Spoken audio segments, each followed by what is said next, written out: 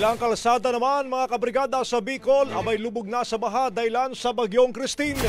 Mula Brigada News FM Regional News Center Bicol, Brigada Kenneth Bermil, ibrigada mo! Brigada Live Report! Kasalukuyang nararanasan ngayon ang malalakas sa pagbuhos ng ulan samahan pa ng ihip ng hangin na nakakaapekto sa buong reyong Bicol dahil sa bagyong Christine. Dahil dito, ilan sa mga pangunahing kalsada sa reyon ay lubog na sa tubig baha at hindi na madaanan ng mga motorista. Sa lalawigan ng Sorsogon, bahang-baha na at hindi na makadaan ang mga maliliit na sasakyan.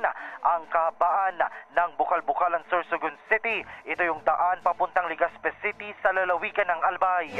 Sa Barangay Oroste, Legazpi City naman ay bahang-baha na rin dahil sa walang humpay na pag-ulan, habang ang Panganiran River sa Pioduran sa kaparehong lalawigan na ayon sa NDRMO ay halos pumantay na umano sa Banawan Boulevard ang tubig baha dahil sa lakas ng pagragasa ng tubig sa nasabing ilog.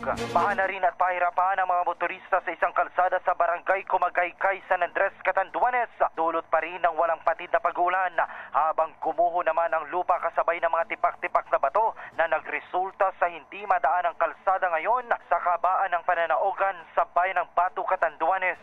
Sa lalawigan naman ng Camarines Norte, partikular na sa Barangay San Roque, Mercedes, Camarines Norte, malalakas sa hampas ng hangin at ulan ang nararanasan ngayon.